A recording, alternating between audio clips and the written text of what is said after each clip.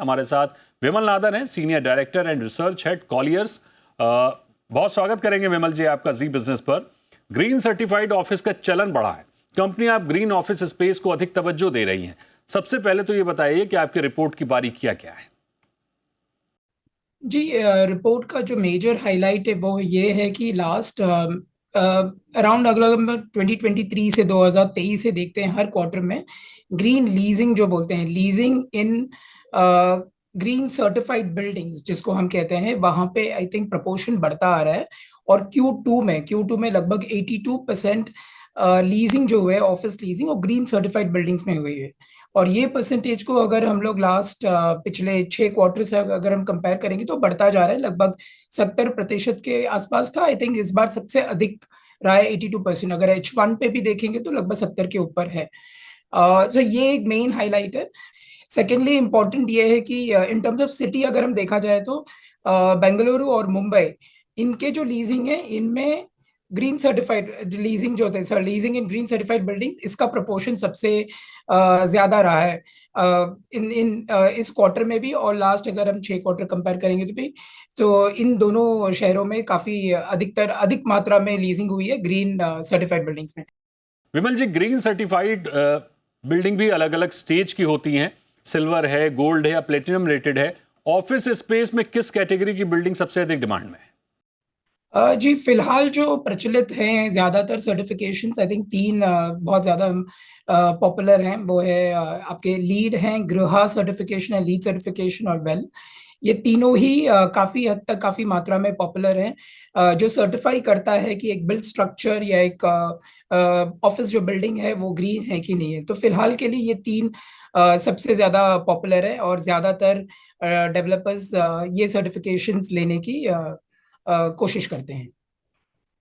विमल जी, normal building और green certified building के rent में कितना अंतर होता है? सेक्टर वाइज अगर हम देखें तो ग्रीन बिल्डिंग में किनका फोकस अधिक बढ़ता हुआ दिखा है? और अच्छी बात है कि ये कंपनियां जागरूक हो रही हैं, लेकिन ये जागरूकता अपने आप वाली है या फिर मैंडेटरी है? जी, फिलहाल के लिए मैं ये कहूंगा कहूंगा कि ये टॉप डाउन अप्रोच है, बिकॉज एक ग्लोबल मैंडेट है जहां पे India signed an agreement saying that हम कब तक कार्बन फ्री, कार्बन न्यूट्रल होने वाले हैं। तो उसके अंतर्गत हर कंपनी, हर मेजर कंपनी हर सेक्टर में अपना टारगेट सेटअप किया है। तो उसके हिसाब से आई थिंक सभी का भी सस्टेनेबल रिपोर्टिंग फ्रेमवर्क स्टैंडर्ड है, जिसके अंदर वो रिपोर्ट करते हैं कि उनके स्टेप्स क्या रहे हैं। तो ये अभी फिलहाल के लिए ये सारे स्टेप्स है जिसके अंतर्गत में वो काम करने की कोशिश करते हैं। रही बात रेंटल डिफरेंस की, इसमें भी आई थिंक एक इंटरेस्टिंग चीज है कि आई थिंक शुरू में जब हुआ था, अभी तो लगभग 730, लगभग 700 के ऊपर, 700 मिलियन स्क्वायर फीट के ऊपर ग्रेड ए ऑफिस स्टॉक है, जिसमें से लगभग 67%, लगभग 490 500 मिलियन स्क्वायर फीट के आसपास तो फिलहाल ग्रीन स्टॉक है, जो हमारे हिसाब से 600 तक आ सकती है। नेक्स्ट 600 क्रॉस होगी 2-3 साल में। सो ये जो नए स्टॉक आते हैं, जो नए स्टॉक जो एग्जिस्टिंग एस्टैब्लिश मार्केट्स में आते हैं, ये compete करते हैं एक दूसरे के साथ। तो वो रेंटल डिफरेंशियल, एक जमाने में जब हम लोग बोलते थे कि 4-5 साल पहले लगभग 10-15% का डिफरेंस रहता है, अभी एक हद तक वो डिफरेंशिएशन काफी हद तक नैरो डाउन हो चुका है, बिकॉज मेजोरिटी ऑफ द नए बिल्डिंग्स जो आते हैं ग्रेड ए स्पेस, वो सारे ही लगभग सिमिलर स्टैंडर्ड्स के होते हैं। तो वो डिफरेंशिएशन कम हो गया। लेकिन अगर लिटरली देखा जाए तो आई थिंक कुछ सालों पहले लगभग 10% हद तक डिफरेंस रहता था, जो अभी आई थिंक वो इतना मायने नहीं रखता है। जाहिर तौर पर यह चलन बढ़ता दिख रहा है। आपकी रिपोर्ट कह रही है कि अगले 2 से 3 साल में ग्रीन बिल्डिंग का हिस्सा 600 मिलियन स्क्वायर फीट होगा। डेवलपर्स नई इमारतें तो ग्रीन सर्टिफाइड बनाएंगे ही, लेकिन जो एरिया वेकेंट हो रहा है या जो इमारतें ग्रीन सर्टिफाइड नहीं है, उनका स्टॉक क्या होगा?